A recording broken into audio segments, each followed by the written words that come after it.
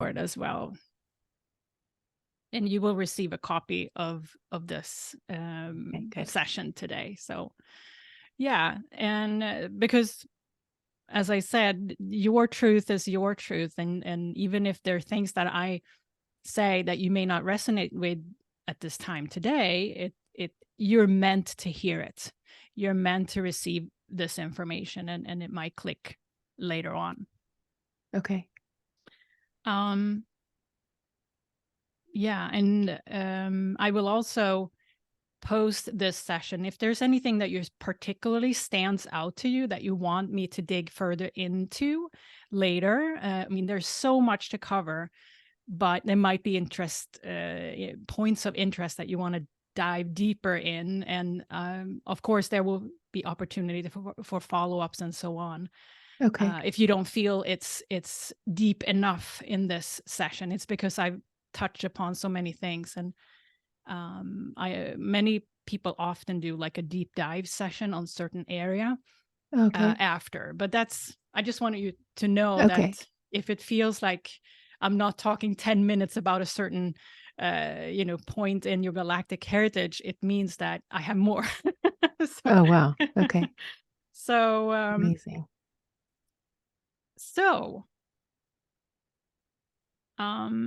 before we start, and for me to kind of reveal this information to you, walking into this session today, where was your head? And that's the first question. Like, what were you thinking? And also my second question is, what are the two things that you would love for me to address in this session? And I'll also go over what you told me was your focus in a second, but I want to hear some of your words before before we start. Yeah, I was excited. This is like when you say it's like divine timing, like it's definitely what what I can tell that's what I'm seeking, especially after meeting you and understanding that this is something that exists and that we can find out beyond regular astrology.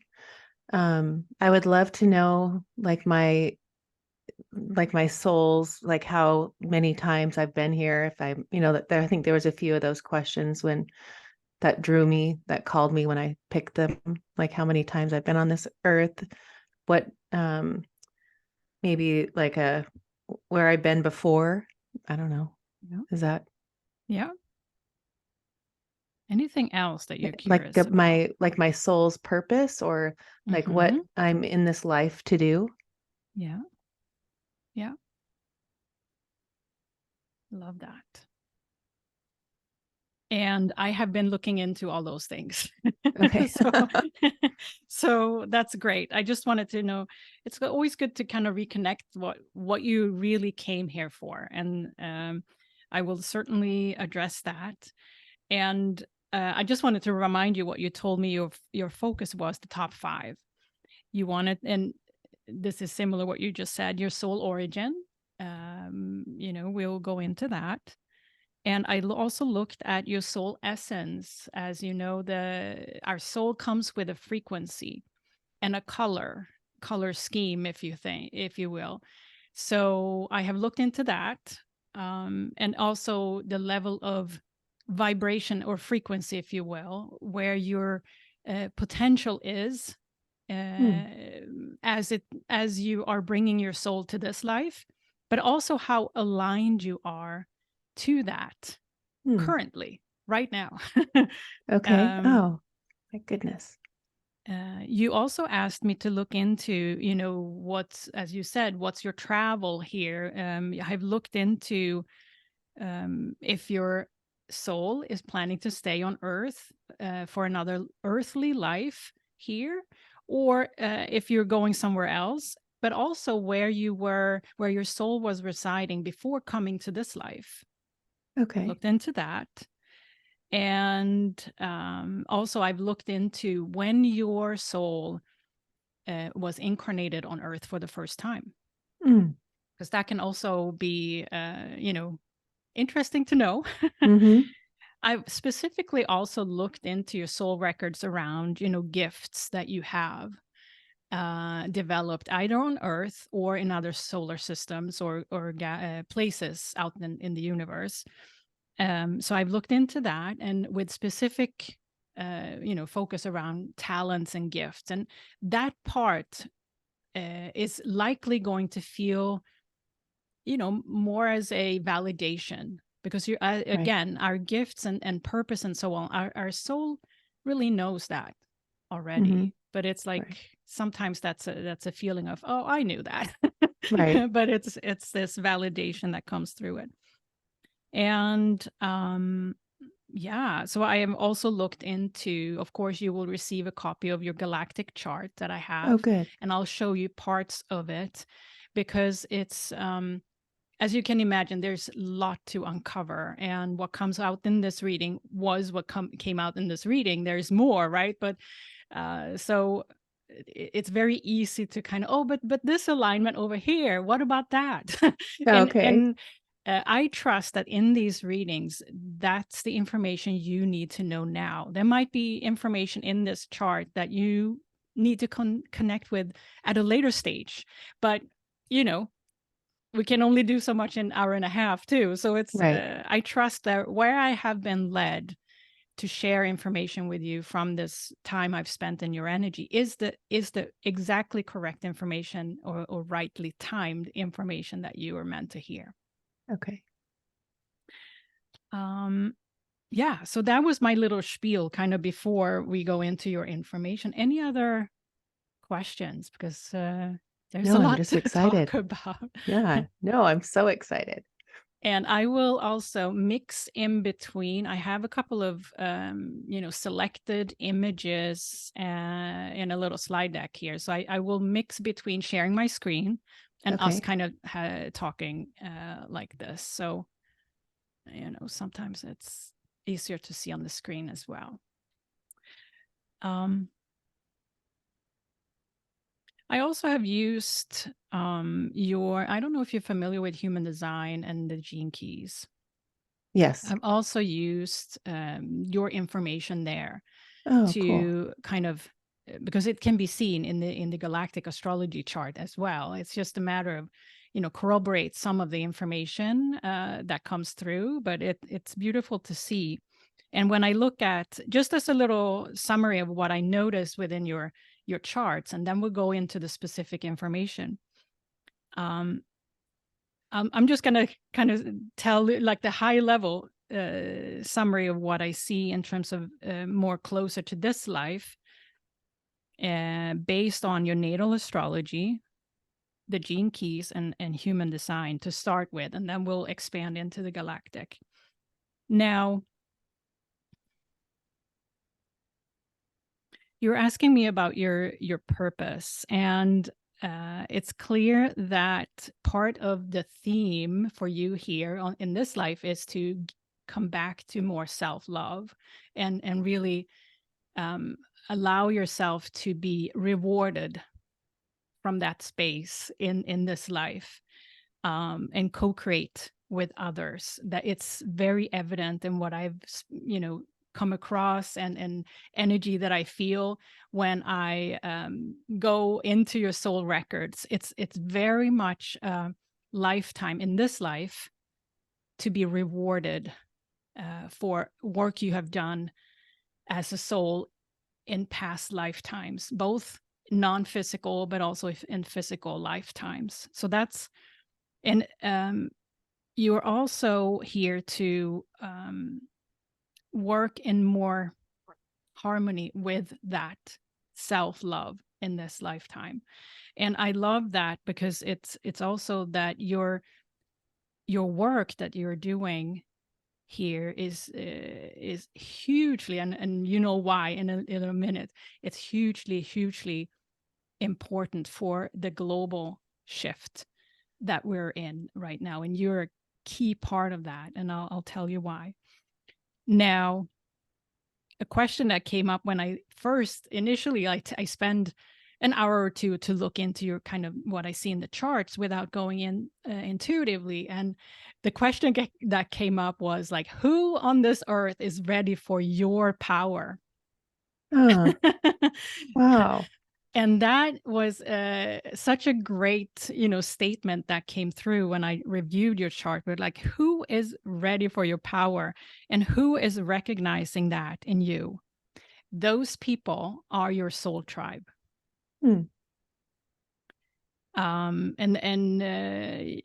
we'll build on this, but I'm just making a few statements in the beginning here that this reading today is really to show you the advanced soul you are, with immense power and wisdom.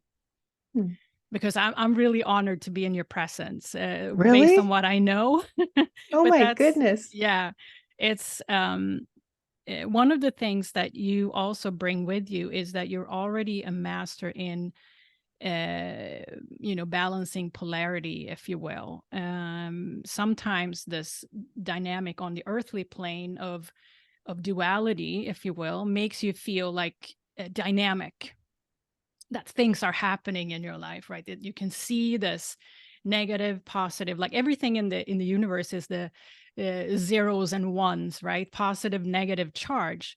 But you have, through your soul's history, really gotten exposed to what is that positive and what's that negative. And here in this life, you're rewarded for that wisdom, that you can actually balance that in this life in a very much different way than you have in the past. And it's more this receiving energy in this life. In some lifetimes in the past, you haven't really been in the receiving end, but Hmm. rather have had to work through those balancing. I know what you talk. I know what I'm talking about, but I will expand on it later. But it's almost like this life here, in this life now, you are meant to experience non-duality, which means the opposite of polarity, right? And to really feel that inner peace in your body. Hmm. And because it has not always been like that in your previous Okay. heritage, if you will. Yeah, I just like came back to this sense of an immense power, and also that you're meant to keep expanding in this life from an energy perspective.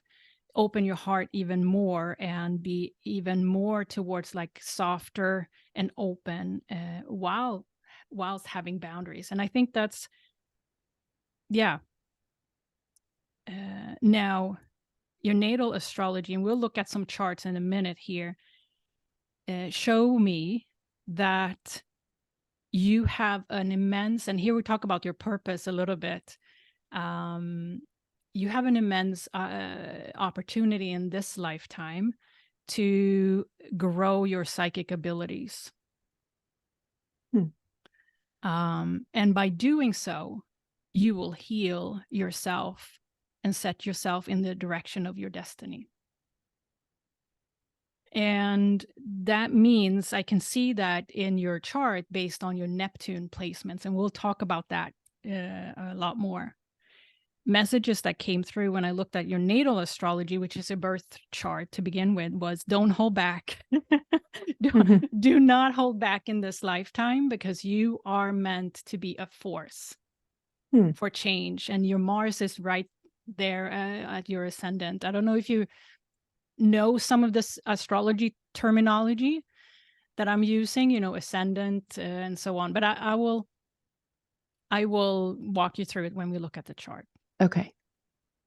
So, yeah. And the third summary point I made just in reflecting upon your charts without going into your soul records was, I know this is divinely timed, because I looked at your progressed chart, which is like your birth chart is when you're born, right? But your progressed chart is actually the energy that you're working with now. It Hmm. progresses through our lifetime, right? And if I look at your progressed chart, and I'll show you in the chart as we go through the images, is that right now you have Mercury, which is our throat chakra, communication. You have Chiron, which is the healing, like healing and making the wound our strength in a way. Mm-hmm. Chiron, and also your direction, the North Node. All of those planets, if we will, or points, are at 0 degrees in your chart. Hmm. And what that tells me is that every time I see something 0 in your chart, it means that you're doing it for the first time, or there's a new chapter coming on, or you're expanding into something new. And right now, Oh, Ashley, wow. you are expanding your communication. It's a chapter of healing for you. And if you're ending an healing chapter, or if you're starting one, that within yourself. And also it's connected to your future direction. So I was like, yay. Yeah, I Oh, knew it. Yeah. So that's pretty awesome. so I'm beginning. I'm the beginning of Yeah, my you can define it as people call it a crossroad, like you're at a fork in your life, right. or you turn the page, or whatever Okay. you want to. But something new is starting. Okay. It's an energy shift Huh. right now going on. So, and do you know what that is related to? Like, if I were to ask you, like, can you relate to that energy shift in your life right now? Right now, yes, I can. I can relate to it. Yeah. So Yeah. because it shows in your chart. Huh. Pretty cool. Yeah. And I will show you how it looks like. Now, before we go into kind of your galactic heritage and earth heritage, etc., I looked into your soul's essence, and I was just going to quickly go over that, because it's pretty it really is information that has to do with your essence that you carry with you from each incarnation, whether it's non-physical or physical incarnation. It's the same frequency. It's your essence, right? As an Hmm. individual soul. And you have a beautiful turquoise Oh, vibration and color as your soul's essence. And it's like this beautiful, I don't know if you resonate with turquoise, yeah. but Sometimes I say that's my favorite color. That's yeah. funny.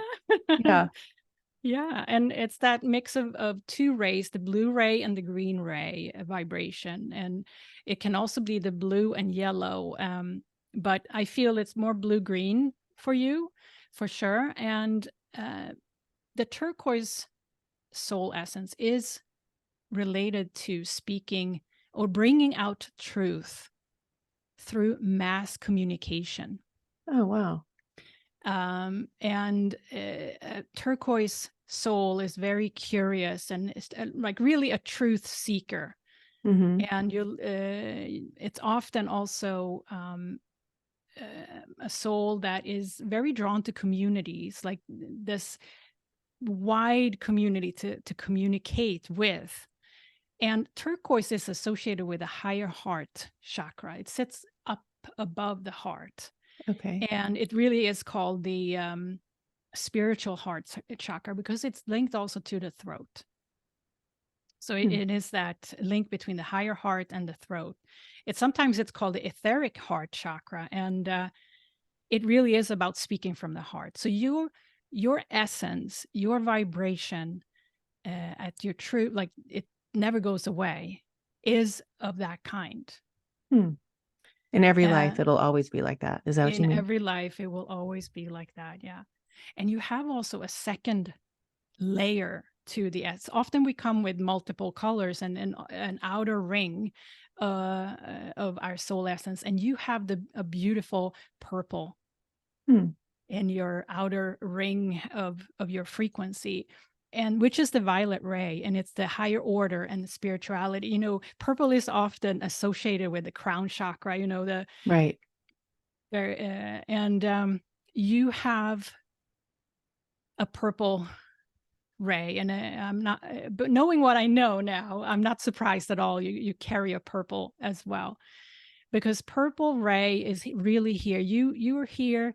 You have this ability to teach us how to transcend this physical world and align with our higher self. It really is that heavy focus and heritage coming from a naturally spiritual connection. Hmm. And the purple ray also is very linked to the arch ascended masters, and as a collective consciousness. The purple ray, of course, is a very natural healer and a creative in many ways, and has the ability to heal with those healing abilities, DNA trauma, basically conditioning. So I'm not surprised, the little I know about your work, it is really transformational. I'm not surprised because you have that natural essence to you. And I would also say with the purple ray, it often comes with incarnations, including here on Earth, in very dense families with a lot of trauma, and even abuse. And the reason is that you carry such a high vibration as a purple, turquoise blue, turquoise purple soul, that it's often a choice to step in as a soul that can kind of help transform a lineage. And you're one of them. Definitely. Okay. We all, many of us are, right? We have stepped in and allow some lineages to kind of take a different direction. The purple ray specifically has to do with the awareness of that you actually are on a mission here. And it's actually a collective mission as well. And yeah. What do you mean by that? That's what I want to say about kind of the color and some of the characteristics that have been uncovered. And often it's the information I'm sharing also is based on thousands of past life regressions, but also my own intuitive downloads around you as a soul, individual soul. Now, I also looked at your aura. And the past 30 days, your average aura, and the aura can change. It's changeable based on the life chapter we're in, or if we're, so, but your aura is really currently golden. It's so beautiful. And the golden ray is associated with the divine masculine. And often when we're in a phase in our life where we are having a big mission to fulfill, we need that masculine kind of ability to act or move forward, right? So right now you're emanating a very beautiful gold ray as an aura, which is kind of the and the golden ray has to do with unity consciousness and more of an ego-less nature. So it's that powerful ability to act, if you will, and be out there. Golden aura is also ascended master kind of energy as well. And when we talk about your soul origin, you won't be surprised. I know, because you have a very, very strong connection to ascended masters, both on the feminine and on the masculine side. Yeah. So in terms of the color and so on, is there anything that you feel resonates stronger or not at all? It's okay if the healing does. The healing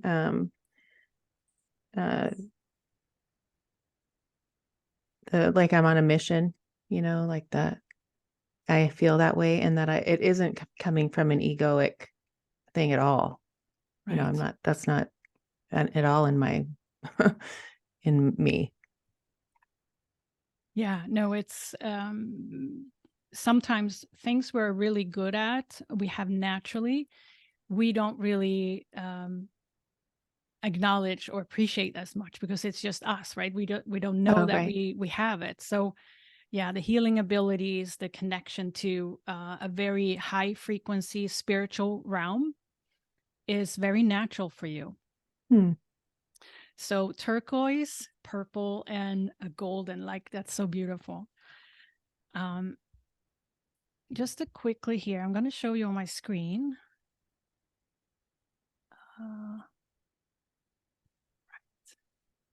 one thing here. I hope you can see this. Can you see this? Yes, I can see that. And part of what you asked me to look into is also your frequency associated with your soul's essence. And here's how I do that.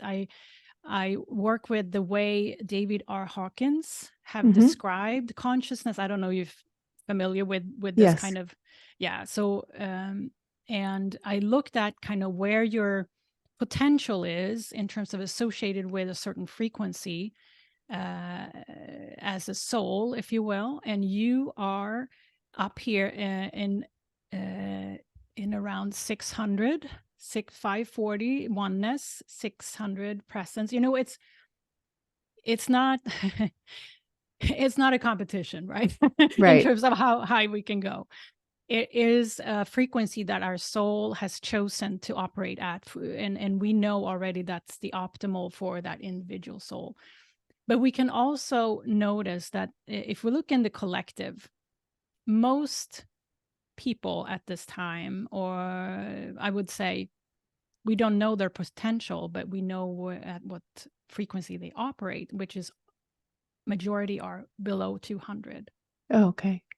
And this chart is associating with kind of the frequency of different dimensions. So if you place yourself, around 540, 600, it is, up there in terms of the I am presence, relating to your galactic self, for example. That's no coincidence that you're curious about this information, because you are that potential that can, relate to your multidimensional self.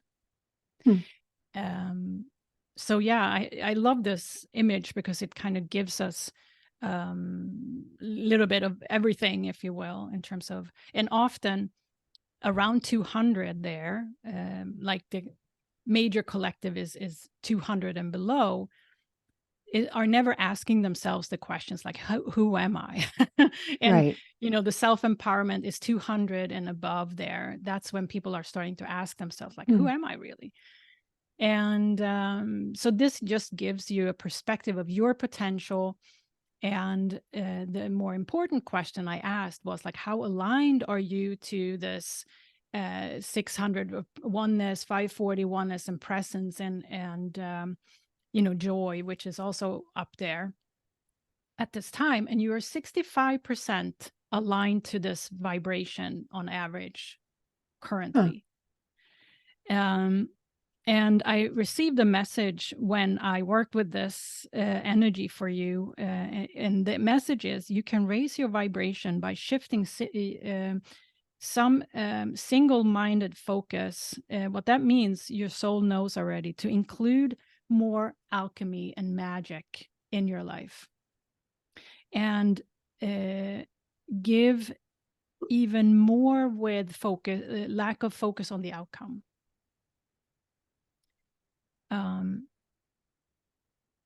What can also help you align even more to joy and presence and oneness is to experience unconditional love to strengthen your spiritual sovereignty. And what that means is that it's an invitation for you to keep that as a focus, an intention. And so this is just a moment of kind of, okay, what is it that I'm focusing on a daily basis? Is it unconditional love? Is it giving without being focused on the outcome? There's nobody who is 100% aligned to their potential, because then they wouldn't be here. So it's more of it's not a competition, but it's more kind of, okay, to know that you have an immense potential. You can be up there in terms of relating to non-duality and be in that state. So that's more the incentive for our life here, to reach for that potential. So I hope that helps. Oh, it does. And when you say more alchemy and magic, what does that mean? Doing that. So alchemy and magic, again, your soul already knows what that means for you, but it's to even more trust in the unseen, to mix, the unseen with the material in the experience of your day. Does that make sense, or does that resonate? Yes. Oh, totally makes sense. Yes. That's me. Yeah. That's Yeah. it. So you're encouraged to just kind of keep going with that Right. because it's hugely important for where we are and where you are in your life right now too. This will also help balance your self-expression, because we're going to take a look at your astrology chart, where I can see this kind of balancing is your natural way of your natural energy includes this balance. And so that's all good. It's all good. Is it ever Now, bad? no, at that frequency, there is not good or bad, right? It's always a win-win. And that's the beauty of it, right? The non-duality. There is not really anything good or bad or right or wrong. And one of the incentives for you is to seek that win-win more and more. And even though you experience good and bad, right? But your focus, you're encouraged to focus on that win-win at all times. And that helps kind of be up there in terms of reaching for your potential. One thing that you did not ask me to do, but I did anyway, because I was just led to this, and that was to look into your karma load for this life. And I wonder if we should do that first, or we're going to weave it into the other information. Maybe what I'll do, I feel that we might just go through. Are you okay with that Oh, I'm okay with segment? it. We can go Yes. through that real quick, and then what I'll do, because there's a lot of information that was uncovered in that work I did with your karma. It actually has links to the rest of the reading. Oh, So okay. if you don't mind, I'm just going to go through that pretty quickly, and then we will come back and link it up. Okay. Because I feel led to kind of go through this first, and I think that there's a purpose to that. Now, I don't know about you, but how do you define karma? How do I define karma?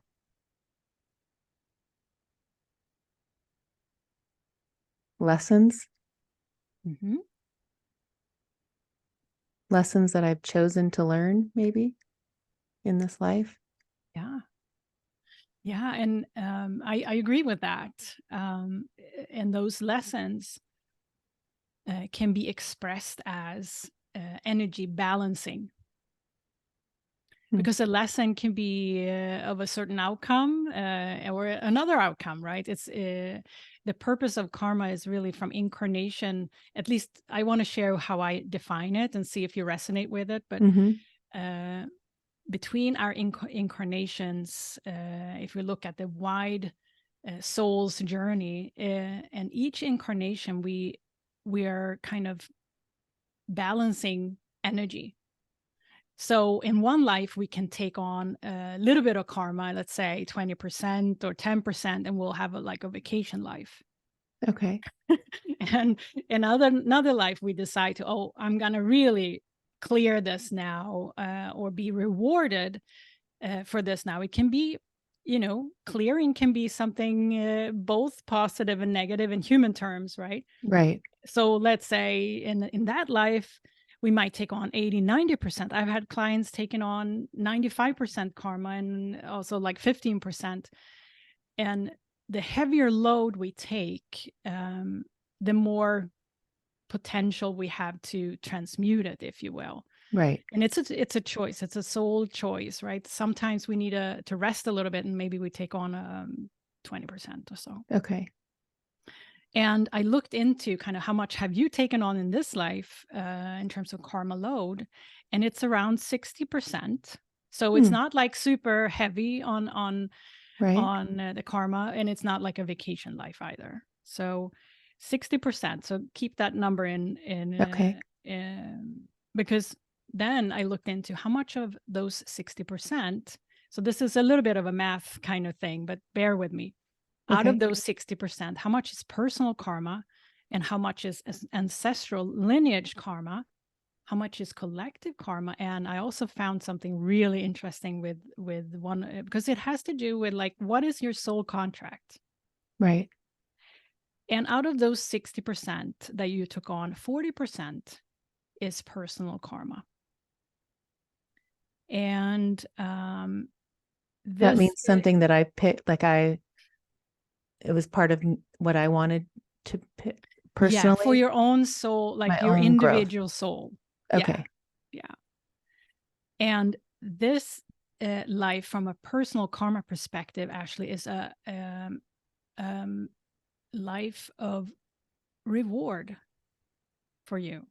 Oh, Reward for past work, past contribution, if you will. hmm. And it's related to the heavy load work you did during the Orion Wars.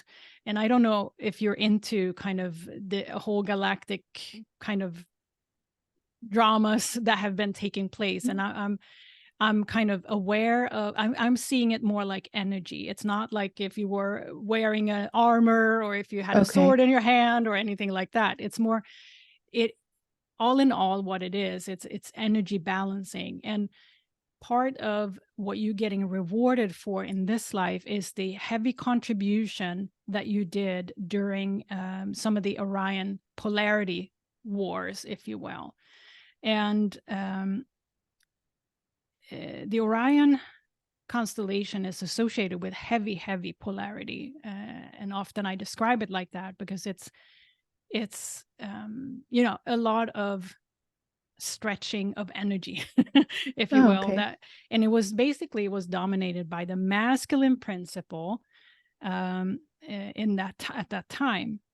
And similarly, you may have heard that a lot of what is unfinished business from the Orion Wars or Lyran Wars are kind of due to play out on Earth now. So Okay. there are similarities in those energies that played out then, and what is Oh, remaining kind of unfinished business is what's going on here.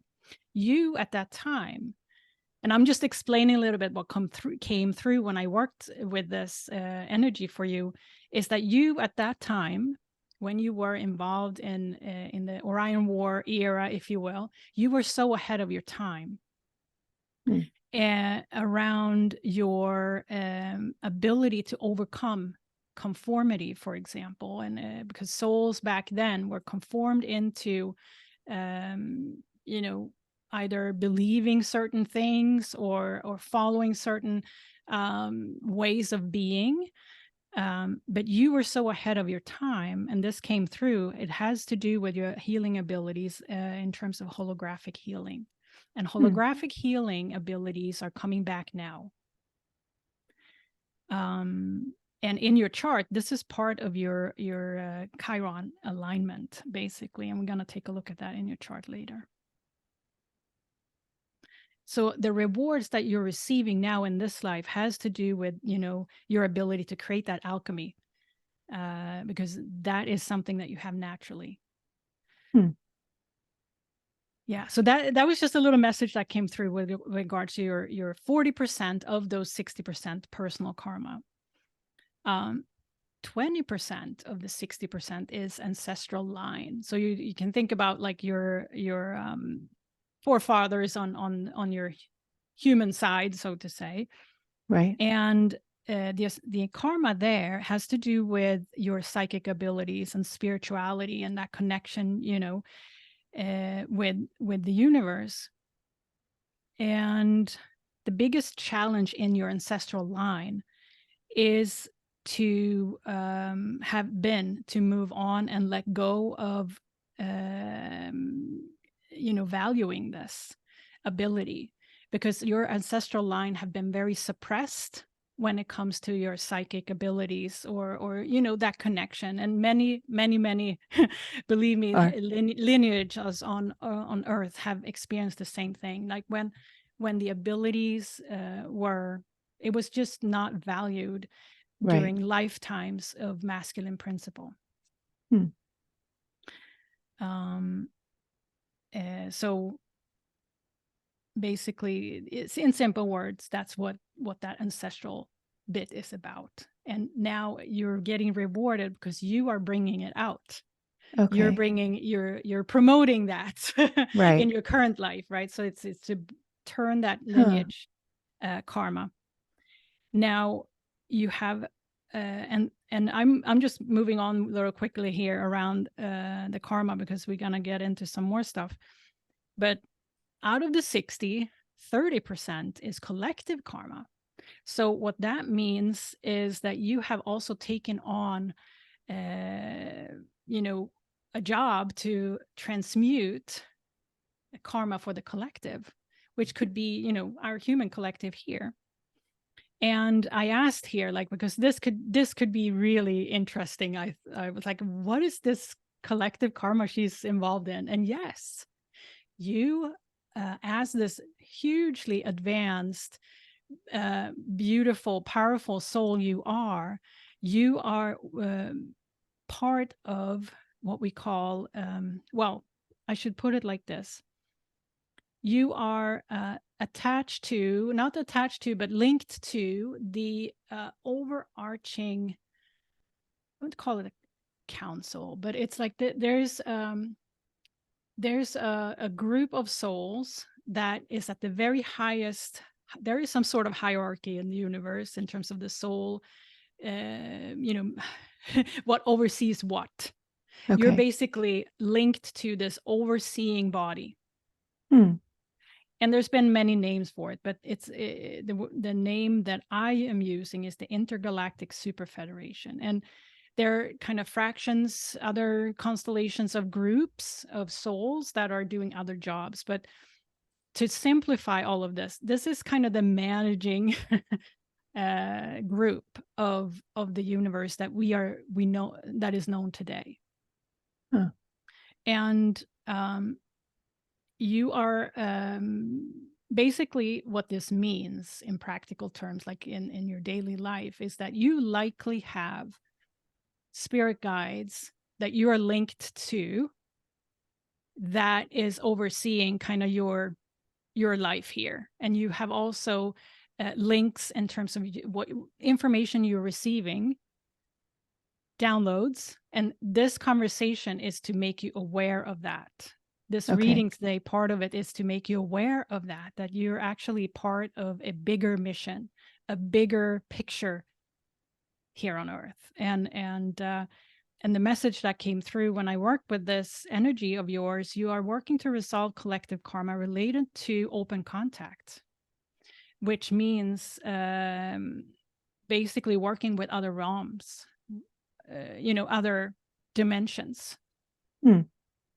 Open contact can be anything from, you know, ETs to, you know, celestial beings, angels, anything like that. But basically, part of what you're asked to do, and part of the reason you're here, is to be someone who is helping others to make those contacts. And additionally, you're here to help the collective to complete surrender and embracing this transition. And I think collectively we are, again, this is kind of what some of us have taken on for the collective, right? To be the conduit, or be the one that's walking the front lines to open people up, right? Right. And you're definitely one of them. Definitely. So yeah, I loved seeing that, because it's visible in your chart as well, because you are a master of how to transform your relationships with your 9th house Pluto. Let me see here. I'm gonna pull up your chart in a second here.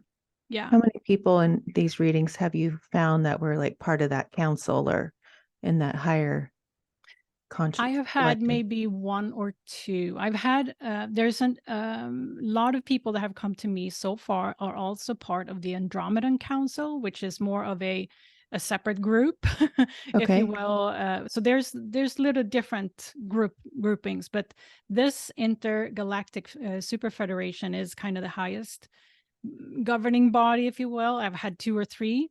So it's Okay. fairly rare to be part of it, but quite a few from the Andromedan part as Okay. well. And I like to think about, I'm not so kind of, humans want to put labels, right?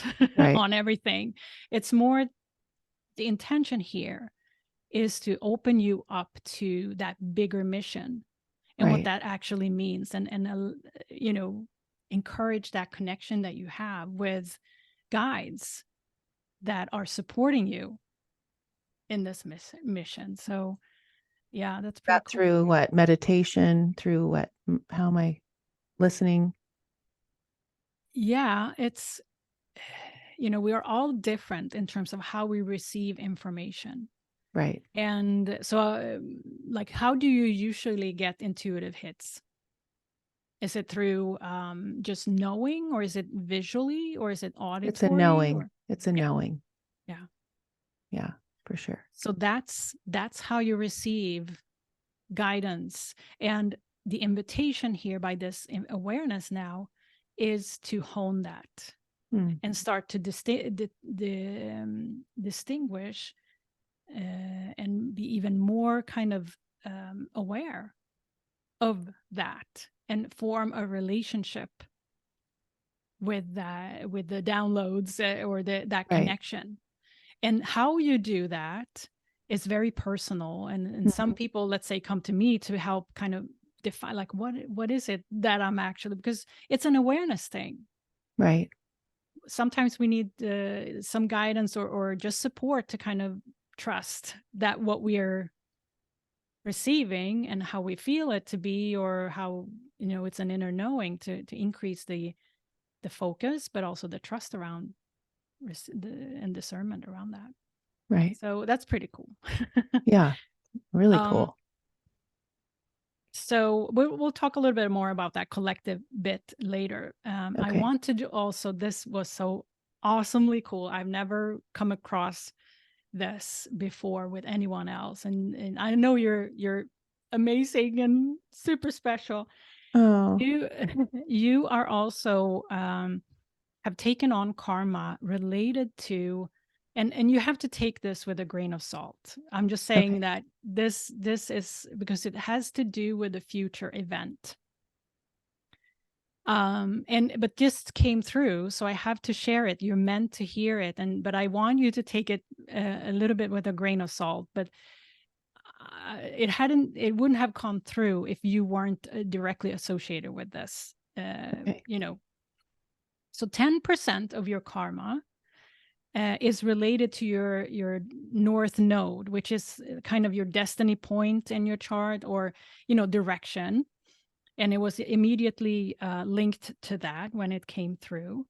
Um, and it's something in the future that you are going to be part of in 2026. And see, I have very specific dates for you, so but take it with a grain of salt. Okay. You um gave me in goosebumps. Yes. In 2026, when Pluto goes into Aquarius, and that's an astrology kind of transition that is going to happen in 2026, is a major milestone around that. And and I tracked it down. I was shown that it's related to your Venus alignment in your chart at 5 degrees 17 minutes Aquarius. That's where your Venus is in your chart. There's a specific task assigned to you about a speaking arrangement, if you will. You're supposed to speak about something at this time. And specifically, this event is going to be related to something in Europe. I wasn't able to get any more kind of detail. I don't think we're supposed to know, but you were supposed to know. in January 2026. And it's also because, and I corroborated this with your transits around that time, is that you have your Venus return, which means that transiting Venus that is traveling around the astrology wheel or in cosmos, right, is going to hit exactly the position of your own birth Venus location Oh, wow. at that time. Huh. And also, the sun is going to be also hitting that point between. So all of this is going to happen between January 22nd, 2026 and January 25th, 2026. Wow. You're And that I can't specific. believe that that was so specific, and Yeah. it shows in your chart. That's why I meant to share this. What it is about, it is, it has to do with speaking, Right. you communicating to the masses, right? Or Right. you're already set up for that. It has to do with yours, and I can see it because it's also a square to Lyra Vega, to your ascendant. And this, if I translate this, is that your self-expression will come through of what you learned and worked with in a lifetime, a soul lifetime in Lyra constellation, and Oh, specifically in the fixed star Vega. And Vega is known for advanced spiritual technology. Who knows what this is going to be, but I have uncovered some of the, some additional talents that you have that you may, who knows, you might be connecting with until then. But it's basically, the reason is that you are returning a favor from oh, a past life by doing this in this life, simply. And it returning has to the be, favor. it is a spiritual commitment that you made as part of your soul contract to be speaking about this, because you've already done it in a past lifetime Okay. associated with the constellation of Lyra. Wow. Isn't that cool? I've Very. never got that specific, but it shows when I looked back in your chart, it's right there. It's Wow. highlighted. It's related to your Venus alignment. And we'll take a look. I'll point it out for you. Pretty cool. Wow. Yeah. Man, this people, everyone needs to do that. This is like mind blowing. It is. Yeah. And I'm just like, wow, when I'm working with this, it's like, oh my gosh, this is exciting. Right? Oh, I can imagine. Wow. All right. So that was kind of the overview of your karma, which is basically your, energy balancing in this life, part of your soul contract that you've taken on from a personal, ancestral line and collective, but also this particular event. So Hmm. that's pretty cool to me. That's really cool. I have more. How are you doing? Good. You're good? Yeah? Oh my gosh, You want I'm to good. continue? Oh, sure. Maybe not. We'll stop it there, right? No. I have so much more. We're going to get into the galactic stuff now, because, but first, I want to talk about your soul origin. And where our soul originates is different for everyone, different dimensions. It basically, what I'm referring to is kind of this, all of us are backing up to the all, right? If we're Right. really going to back up, it's like there's no separation. But what we're talking about here is when your soul decided to start experiencing itself as an individual soul. All of us are Okay. coming from a group consciousness, and behind that group consciousness, and the group consciousness can be of different kind. And I'm going to tell you your kind, but behind that is like the all, right? But what we're talking about here is your soul origin kind, and you Okay. come from the angelic realm. Okay. Your soul originated in the angelic realm, and that is, so what that means is that the angelic souls And I don't know if you have resonated with angels or the Oh, angelic realm. yes. And yeah, okay, I great. have friends call me their angel friend. Yeah, all the Yeah, time. Yeah, I'm very there you connected go. with my angels. Like I just did my, Angel uh, cards and my cards and yeah. yeah, and I love that. That's a validation that what you're drawn to is often what we naturally, come from Come or from. associated with in some shape or Huh. form. So glad that that was a validation. And I used to have people say I was an earth angel a mm, lot. I've had yeah, readings with that kind of feeling. yeah, yeah, and that's exactly what you are. And I just want to say a little bit about the angelic realm. In astrology, we can see the angelic realm often in with themes such as victim and savior, often in Pisces and Virgo kind of placements. Um, Sometimes, or Cancer and Capricorn, which is a theme of power and powerless. Kind of, it's all you see. It's these opposites, right? It's the balancing of energy, but those are the kind of themes that runs through angelic souls energy often. Hmm. Victim, savior, or power or powerless. So some of the themes that your soul have gone through are often about those themes. Okay. um, Also, often angelic realm soul essence shows issues with boundaries or oversensitivity.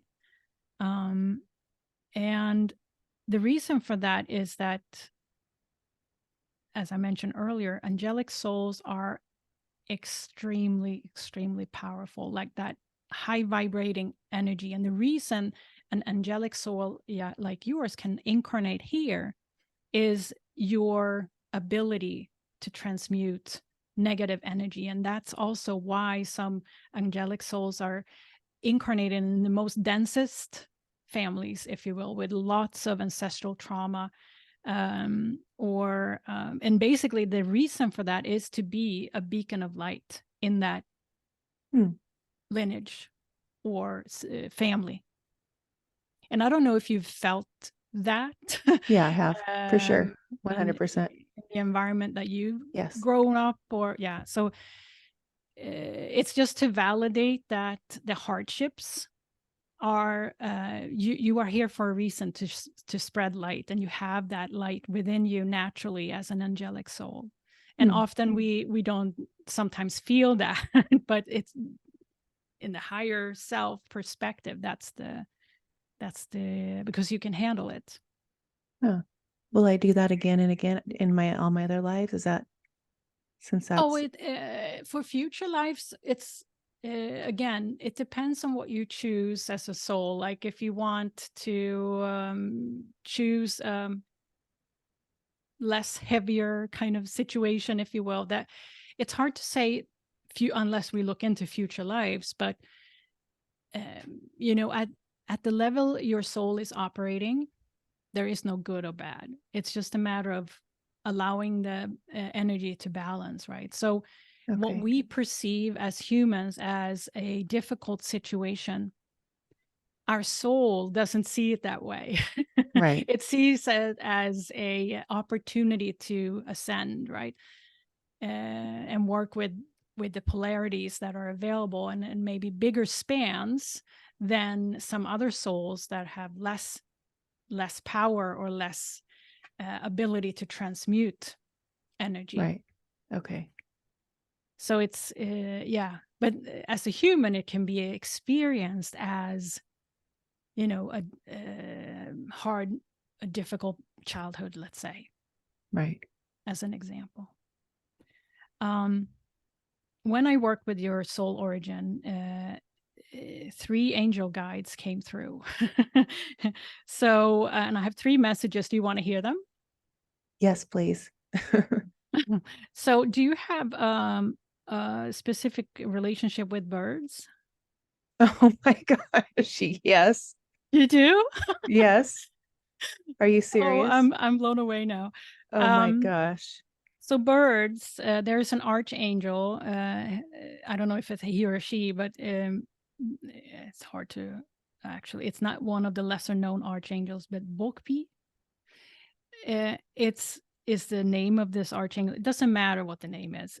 This archangel, is related to birds, and a message came through here that it's time for you to fly now and listen to your intuition Oh wow.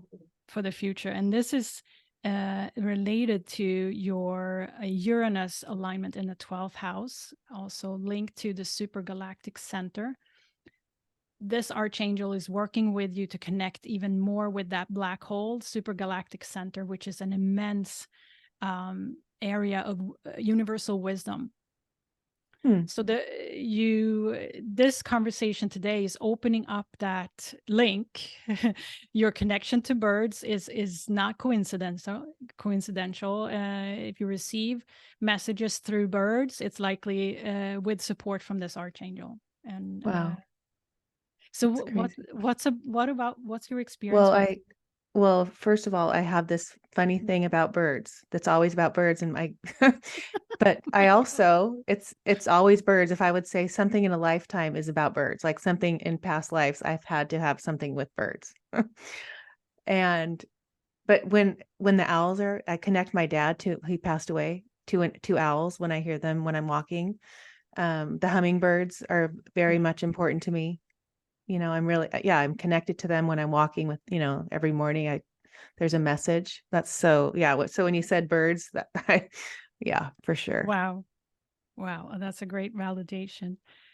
The second angelic message that came through was through cherubim, which is a very high vibrating. It's not an archangel, but it's actually in the archangel hierarchy, if you will. It's a Right. very high vibrating, and the this angel or I think it's a collective of angels, gave me the message for you to look at the stars and accept keys and codes of stellar wisdom. Now, Uranus and Jupiter, the planets, are transiting Taurus right now. And this is energy that, I think this is part of why it's divinely timed that you receive this information. And this cherubim collective, if you will, I feel it's a group. They are helping you to work with galactic guidance, and I think I connect now with that intergalactic group that you're part of. They're part of trying to kind of help you connect with them, Huh. and it's all about that pure innocence. That energy within yourself is that connection. When you feel that you're receiving a message from pure innocence, Okay. that's what's happening, and It's they are from helping you. cherubim. Yeah, Okay. cherubim. Now the third one is related to the purple color in your essence, and it's Archangel Jeremiel, Jeremiel. Not Okay. all. I mean, there's many archangels, but anyway, this was the one that came through, and his or her message to you is: learn from your challenges, relax, and trust. Because when you do that, it helps to clear old beliefs and patterns. And this archangel is guiding you on your direction in life, and it has to do with purple color frequency, Hmm. and it has to do with your spirituality. Okay. So I don't know, this just came through when I worked with this, so you're meant to hear it. So I'm Okay. delivering it. Mhm. All right. Now we're going to get into the stars. And I want to show you, we'll go back to the charts here again, because I want to show you something beautiful in your chart. Here we go.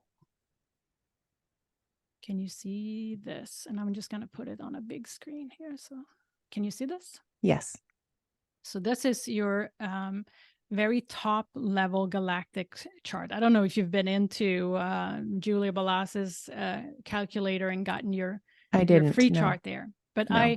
I have access to some multiple layers more. So this is kind of a full gamut. This is the very highest level of your galactic chart, which is showing you where conjunctions, like when there's a direct alignment to one of the planets in your birth chart, or if there's an opposition. Only those two are singled out here, and I'll show you there's much more detail in the next version that I'm showing you. But just for you to see how we're reading this, in the column of aspect there, you can see the sun, moon, ascendant, north node, south node. You can see that, right? And Yes. And what sign it is. And that's your birth chart, right? Very simply. You have your sun in Sagittarius, you have your moon in Libra, your ascendant is in Libra, and so on. And here on the constellation connections is kind of where those alignments of conjunction oppositions are. And when we read a galactic chart, we often associate the outer planets. And if we look down to row 14 there, Pluto, 13 Neptune, 12 Uranus, those three rows are associated with your most ancient soul history and galactic heritage. So that's where I start to kind of say, okay, if we go furthest out in your galactic heritage, what connections do you have? And as you can see, Pluto is not connected directly or opposition to anything.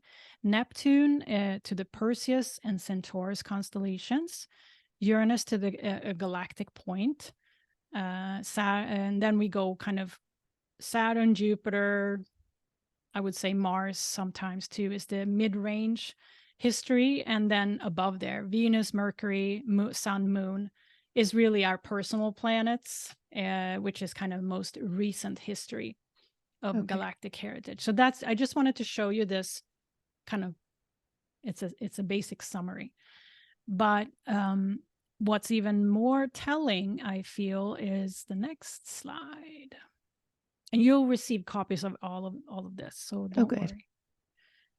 Here is what I have put together for you, because this is really what I see. It's beautiful. Oh, good. You recognize your birth chart, right? You see your sun there, and Sagittarius by the arrow. The sun is that circle with the dot in between at the bottom of the chart at 22 degrees. You see that? Okay. Yes, I see that.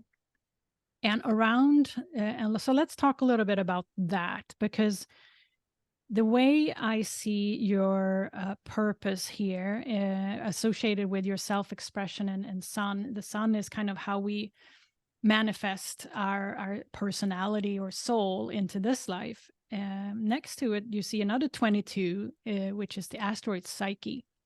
Psyche is specific. I look for that when I look for your kind of spiritual psychic abilities, and your asteroid is right on top of your sun, which means that part of your purpose here, part of your talents, is to expand your psychic, spiritual connection. And it's right there in the chart. Wow. In the third house, which is the house of communication.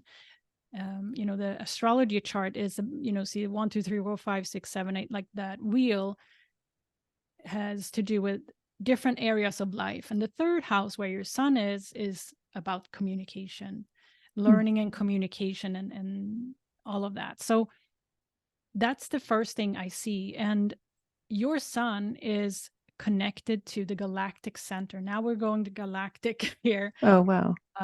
So which means, and the way I translate that is, first of all, you are here on a mission for this solar system, Earth, Milky Way. Galactic center is what drives our local kind of solar system. So that tells me that not only you are on a collective mission, but you are on a mission for the Milky Way galaxy.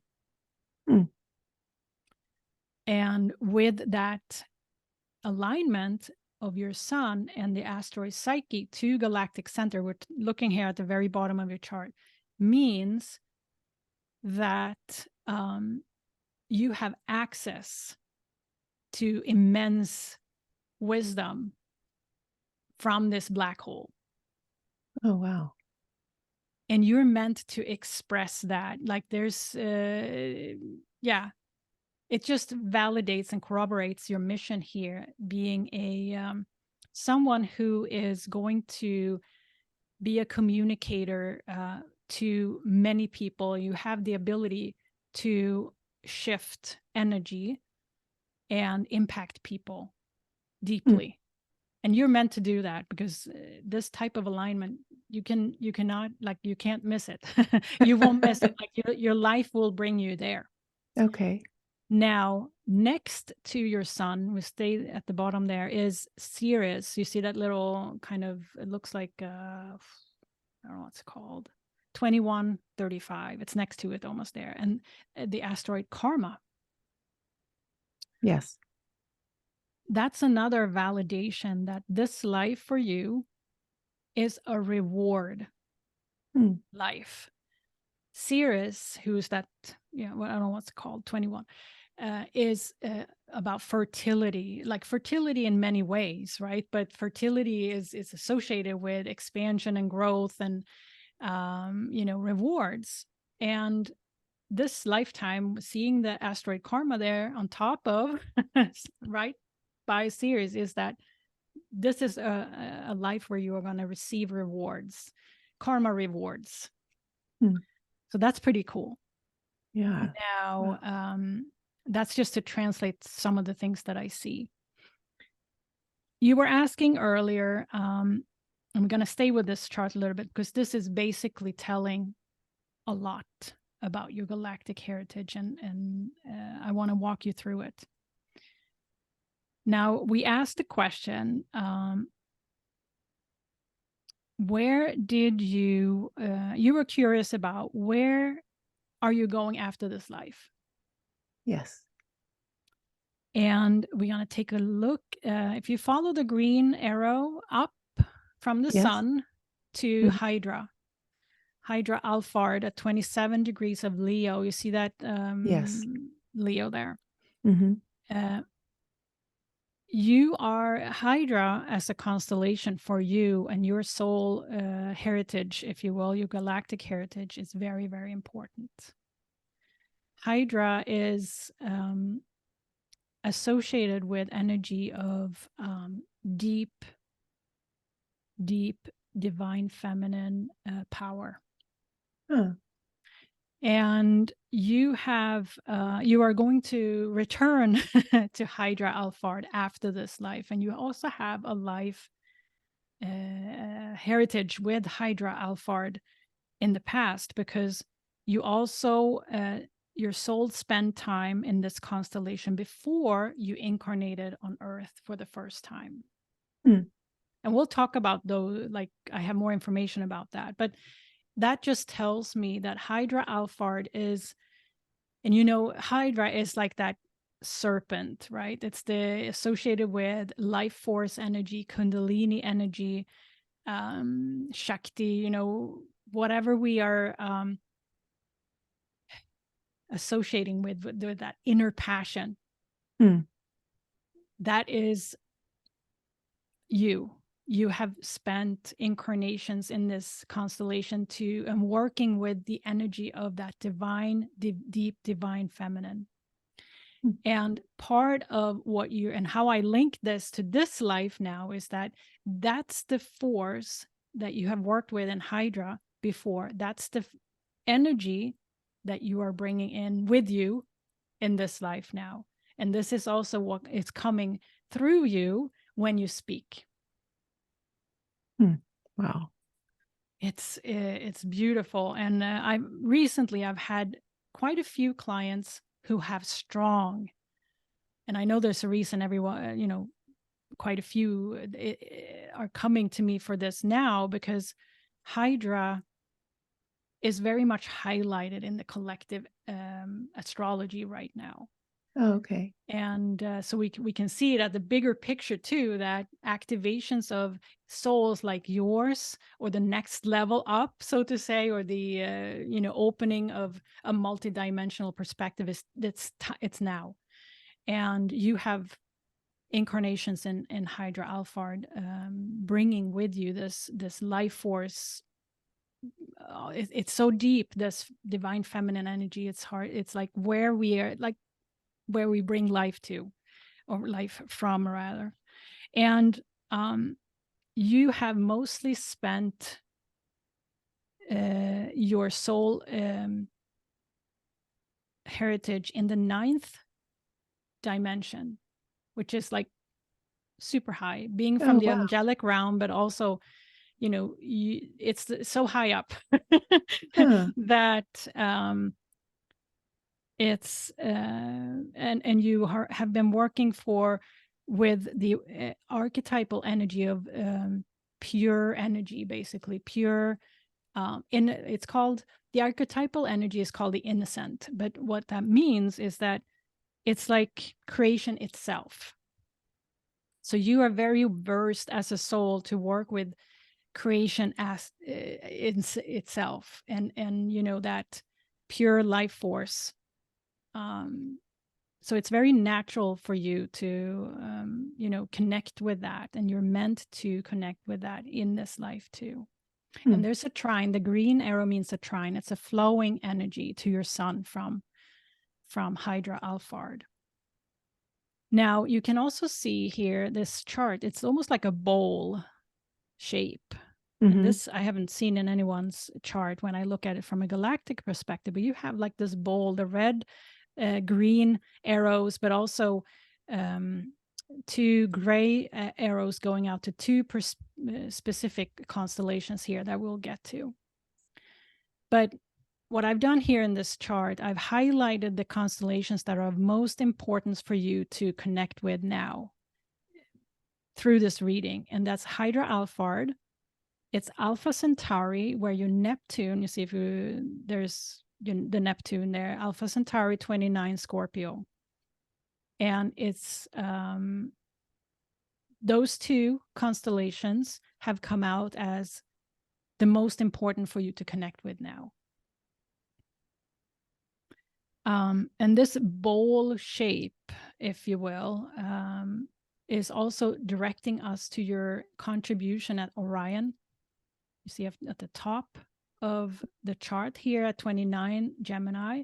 And also I'm going to move see if I can move this little window here. I probably have to. I'm just going to move that down so that you can see Perseus Algol. You have not incarnated in Perseus constellation, but you have been visiting there. You have incarnated in Orion constellation in the past. And the Orion constellation, as I mentioned earlier, was undergoing, you incarnated there as a soul at the end of the Orion Wars.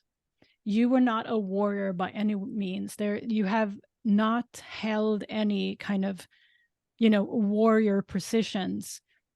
You have been kind of the elder. See, I took some notes when I worked with the energy here in Orion. I'm just kind of walking you through these connections, and then we can talk about kind of what it all means. The Orion incarnations were at the end of the Orion era. You were the wise teacher, because this is in your 9th house, which is the kind of the teacher archetype, if you will. You worked with a particular kind of grandmother sage energy there. That's how you were seen. You were devoted to service. And the reason I'm mentioning the Orion constellation is that you will see it sprinkled out in your chart, in your big chart with all the details.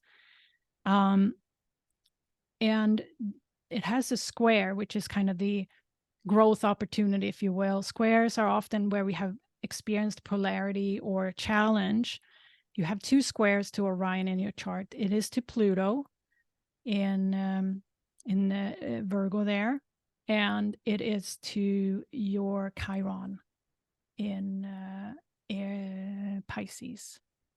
And that means that your Orion incarnations were taking kind of energy out of you. You made a vast contribution as a sage, trying to keep balance in this polarity of wars, and working as kind of a sage, or a grandmother came through that type of old wise energy. Mm-hmm. And you worked also with sound. And here's where that talent comes in. You have worked in many lifetimes with sound healing, or anything with sound that came through from a holographic perspective. Holographic healing is healing of all of our bodies, not just the physical body. It's actually healing the unseen body as well. No, I So never you heard have that. already, so just to bring it in, if you want to make a note, if you feel drawn to sound healing of any kind from now on, Mm-hmm. it's something that you have done and being a master in for a long time in your soul's history. Yeah, and since the Orion constellation is opposite your sun here, Right. means that you're meant to connect with, you may not have been connected to this experience in Orion until later in life, but you're also meant to kind of balance that and bring likely sound healing in. Kind of every opposition in a chart is kind of an opportunity to balance. So I would not be surprised if you get into some sort of working with sound in some form, or and your soul already knows what it is here. We're connecting to it today, and you don't have to figure it out. It will come to you. Okay. There's nothing you need to figure out, because once you connect with it at the exact right time, you'll know what to do with it. Oh, cool. Love that. But basically, you have and we're talking about Orion still, you are receiving rewards in this life from the contribution that you did during lifetimes in Orion. So it's a balancing again, because it did take a lot of energy from you at that time. So you're meant to receive energy, positive energy, to balance kind of, if you feel some sort of heaviness in any part of your life, or if you feel restricted in any part of your life, it's likely from having been exhausted in past life from a vast contribution of work that you have done as a teacher. So, and the reason I'm saying that is that because it's in the 9th house, and that's where often, sages and old grandmother wisdom, if you will, is sitting. Okay.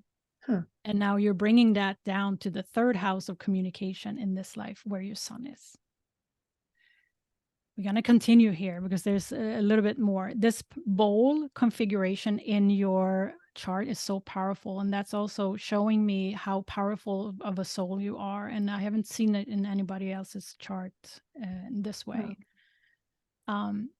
You can see 2 arrows pointing to your Chiron there in Pisces at 28 degrees. Chiron is the alignment in our charts that where we turn kind of our wound into our strength. Okay. And next to it, you see there's another asteroid at 28 degrees Hygeia. And that just tells me that you're meant to purify your wounds in this lifetime. Hygeia is kind of that purification. Okay. Purify my wounds, meaning clear them from my. Yeah, and I see it as purification can also be to receive those rewards, right? You're balancing karma, but also coming out of this life with a clean slate, pretty much. Okay. So that's a good confirmation that when I see Hygeia next to Chiron there, there is definitely your life, this life, will address that wound. And whether it's purifying it, so to say, by receiving rewards and balance it. I think that's what's happening here. But it's a good thing. It's a clean slate. Oh, So oh, I love it. yeah, me too. I was happy to see Hygeia right there. So I talked about your incarnations in Hydra. I want to just also mention in parallel. So here's the thing.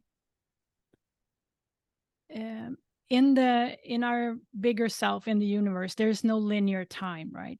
Right. But in this reading, I have to put it kind of first this happened and then happened and then happened. In universe, it's like it's all at the same time. Right. So I want to also point you to Alpha Centauri. They're at 29 Scorpio. You have incarnated there.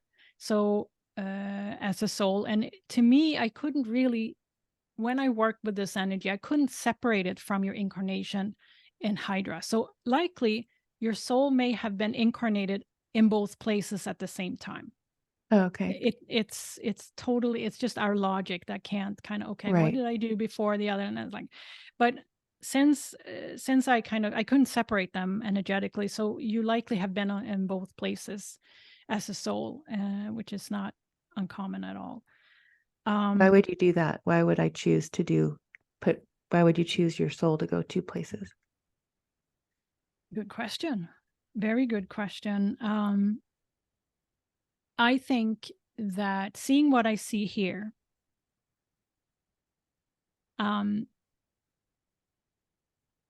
there's a strong link between your ability to transmute energy, which is basically your Alpha Centauri Neptune, that's your spiritual self, and Hydra. I believe that your home base likely was Alpha Centauri. So if I were to say, and that's only because Neptune is there. So if you were to say, am I a star seed from somewhere? Yes.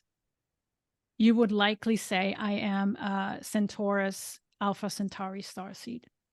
Okay. However, you have, this immense soul. So you have had links, incarnations, fractions of your soul, maybe in parallel places. But to answer your question, I received some messages here, and maybe it reveals itself as we go through it here. It also has to do with your work with that council, if we call it a council, Intergalactic Super Federation. And there were some messages here, so maybe this is all coming together now. You have been summoned by the Intergalactic Super Federation to help with the conflict and struggle on Earth. And you are part of helping calling all parts home, basically. And here it is. It's these fractions of energy that you're part of calling home to Earth by being here, you being here now. You are a pioneer in your work related to the mind, the air element, and you will help turn around the secrecy around intuition and psychic abilities or telepathy even. And, this is quantum information, so it might not resonate with you at all. But, at a higher level, this is,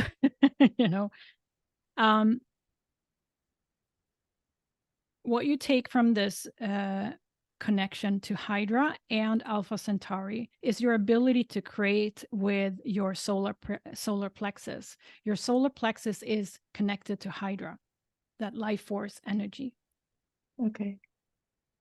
And you are here to come into that solar plexus Hydra energy in its fullness, in forgiveness and gratitude here on Earth. So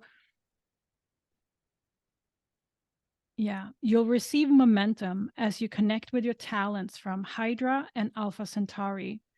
It will help ease the survival fears that will come up on Earth, because you are working also with a future collective.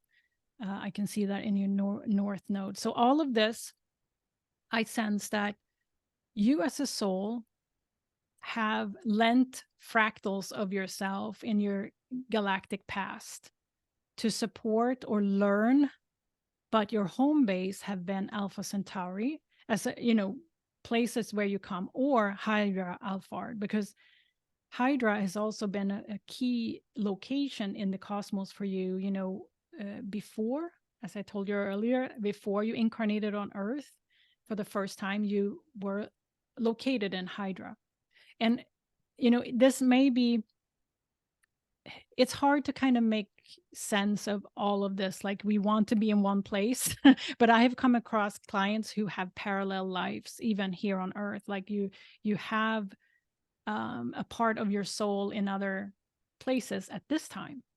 And it might be that you, part of your bigger soul, so to say, still have links to particularly Hydra Alphard. I mean, I could be having a parallel life, you mean? Yeah. And honestly, I think when I see, and we'll show you the galactic chart in a minute, where I can see, where I pinpoint, I've had a number of clients who have fractals, if you will, in the future, because what we're doing here, we're downloading energy from the future to kind of help raise from places in the cosmos that are actually more ascended than we are. Right. And that's often how it works, right? When we get the downloads, it's actually from the future, because that's how we advance. But yes, I more than often I see parallel lives. Now, another reason for being in multiple, associated with multiple constellations at the same time, is that you are also working with what we call the Actress energy. Actress is a fixed star, but it's actually a group consciousness that is heavily influencing Earth right now. And How do you also spell are that? Actress? yeah, let me see if I can move this. Maybe I wrote it here somewhere. Yeah, there you go. Up here, right by your ascendant at 24 of Libra, right? Actually, around 20, 21, 24, it's conjunct, it's together. The reason for that is your ascendant is your self-expression, right? You are working with the Actress group consciousness as well. When it's this close to your ascendant, that's part of what you're bringing here on Earth as well. So your Mars is there, your ascendant is there. Yeah. And also the Intergalactic Super Federation, that you have a link to, is working with the Actress energy. It's not the same thing, but it's working with that energy for the benefit of the ascension on Earth. Yeah. Did that answer your question, Yes. Ashley? Yeah, for sure. Because I asked also of when I worked with this energy, how can she utilize this insight that you not only have very strong connection to Hydra Alphard, but you also have very strong connection to Alpha Centauri, the galactic center, the super galactic center. I didn't highlight it here, but it's another black hole that is right smack down at your Uranus in 12th house there. Like, if I really draw a line and bottom line on what we see here, is that you are extremely advanced soul with access to multiple black holes or energy masses of universal wisdom that you are here to download and ground to Earth right now through the Actress energy at your ascendant, working with this intergalactic federation that is actually helping to guide the future direction of it all. But you're one node of that. And part of the reason your soul was created is actually for some of the missions that you're doing now, but also in your galactic history, you've had similar roles, right? When there's a big shift coming in somewhere, you're there helping to guide, right? Being the grandmother, the wise. Okay. And because I asked also, how can she utilize this insight, like what we see from here and what you're hearing? This insight can help with ease any lack of direction or anxiety to help and to help you getting inspired to connect with your intuitive abilities and your heart even more. So I think, you know, this is to inspire you.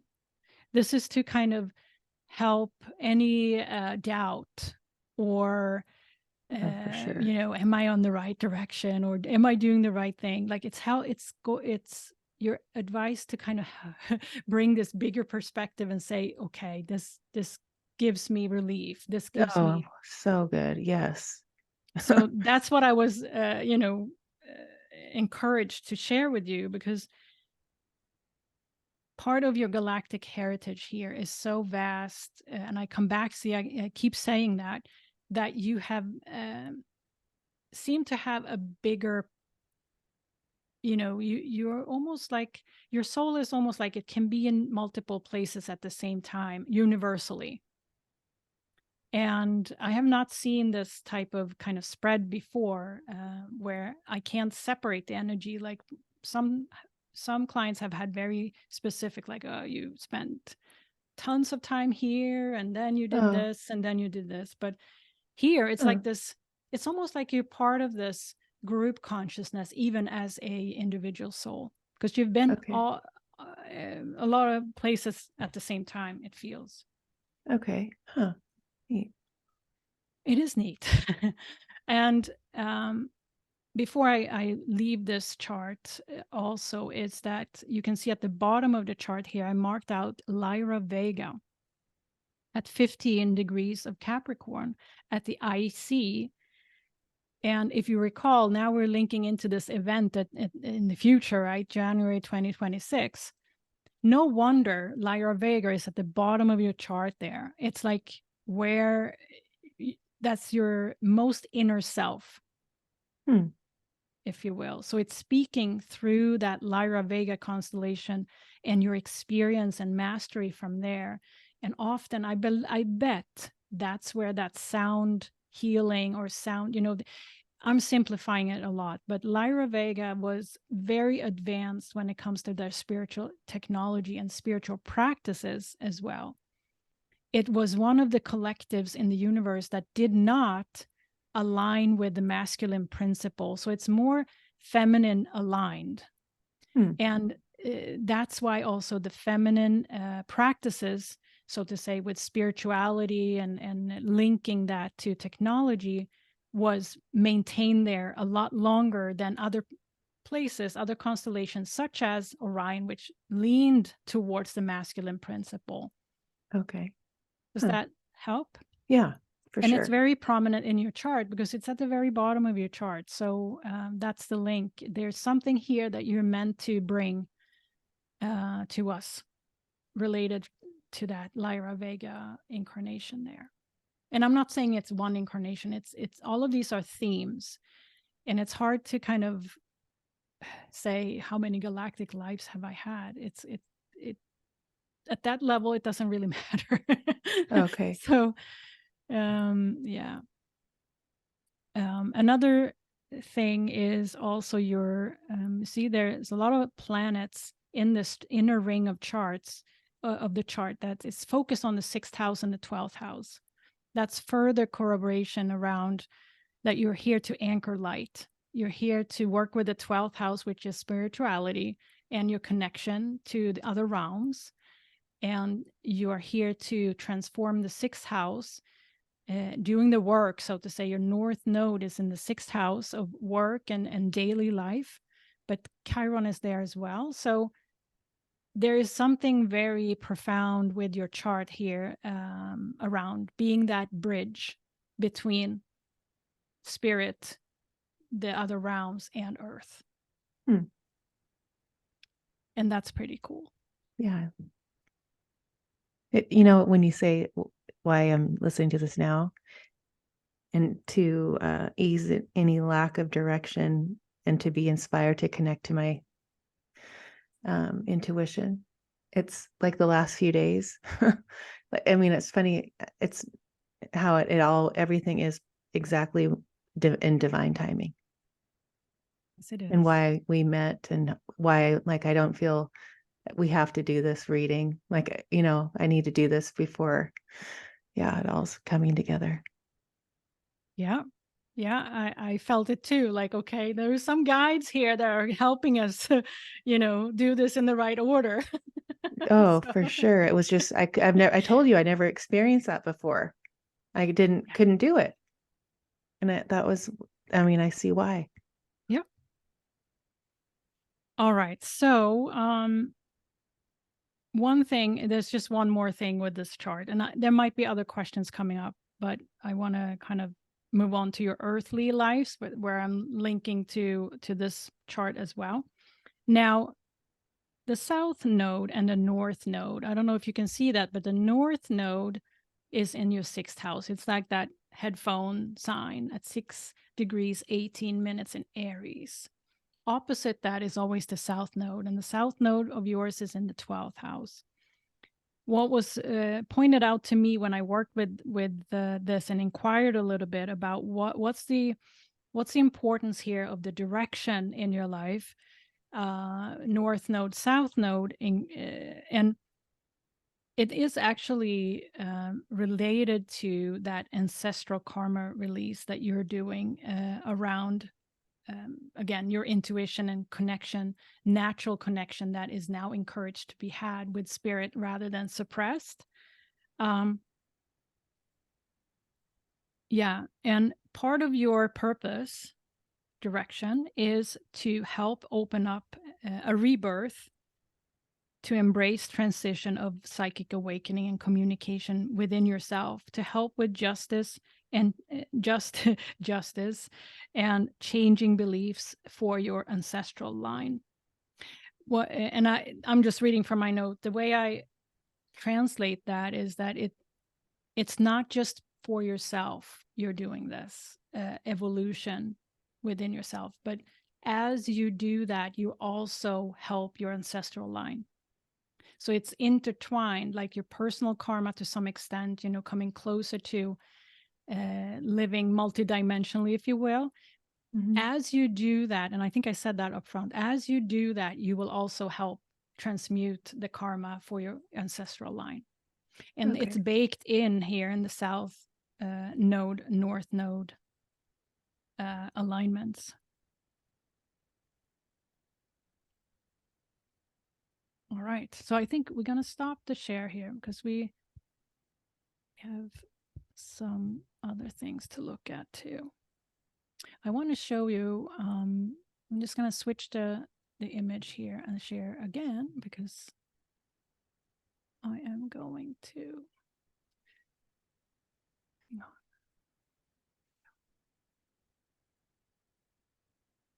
There we go. I'm just going to share with you here your galactic chart real quick. And I know this can be quite, hang on. It's Zoom that's not wanting me to. Here we go. All right, I have to go down this route. It's not going to lead me to. I don't know why. Zoom is not. Just hang on. We can take a little mental break just for me to be able to sort this out. I don't know why I got into some other setting here. How are you doing? Are you all right? I know great. we're hitting almost 2 hours here, but it's going to be quite soon. It's just so much that. No, I love it. Are you kidding me? I could be here all day. Here is a big picture of part of your galactic chart, the full one. And I've highlighted some of these alignments that came up in this reading as important. And this is pretty much what we've talked about, that I plotted out in the astrology wheel. Now, Yeah, I'm not going to go through all of this, but for each alignment, you will get a number of alignments. You see the different constellations, and I've highlighted in the copy that you're receiving what we've talked about. Now, there's a lot more. All of the other alignments likely have some history behind them, but this is what came out in this reading. And you can see your connection to the galactic points there. Very important. Alpha Centauri, you can see from the Neptune alignment. Hydra is actually as a trine and square. Not that, and that tells me that maybe only a fractal of your soul has been in Hydra, not like a full incarnation, but I doused in different layers to be able to kind of say, okay, is there an incarnation here or not? But yes, it was an incarnation, but it didn't give me like how, I sense it's a fractal. Okay. But your conjunct to Neptune there is very distinct. I feel that's kind of have been your home base. And then you have the alignments to the opposition and square to Orion as well. And you can see the trine here to Alpha Centauri. So yeah, I think it tells a story for sure. And for you to connect a little bit with these constellations, Hydra, and you'll receive these images as well. Oh, good. And you can take a look at them after. But this little window is covering it. But it's the Hydra constellation, it's the Centaurus constellation, and the Orion there. And here I will send this image with you because it gives us a sense of magnitude. The GC is the Milky Way galactic center. You have, by the way, connection and access to the galactic center and the supergalactic center mostly. And you see that in your chart. But basically, it's universal wisdom. And not everyone have those in their charts. I think that's my point. But you do. So, yeah. This is what I talked about earlier. It's your progressed chart. And as you can see, I want to just point out, see Mercury there at 0 degree 57 minutes in Aquarius, bottom in the second house, bottom of the chart. And then you have Chiron and North Node at 0 degrees as well. Right now, this is like your progress chart as of today. And what this also tells me is that you are balancing between the 10th house of your career and the 4th house of home, if you will. So that's your inner self. And that's kind of the focus of your life currently, likely. That it's a lot between your career and your inner transformation. And your sun, your progressed sun is in 18 degrees of Aquarius, which is in the 3rd house. And there's that communication again for the future, Aquarius. So that's pretty cool that we can see in this chart, like there is a shift going on. You're focusing on your career versus your inner transformation. You are turning a chapter here in your communication and your healing, inner healing and direction. So I just wanted to show you that. You will receive this chart as well. Wow. And I'll be able to understand it. Yeah. And you can always, come back to me with questions. And, but I want to show you this because this is how I see and know some of these things just by looking at your chart. So when you say I'm going from the inner work to career, so I'm using what I focused on previously, my inner work, to now bringing it out.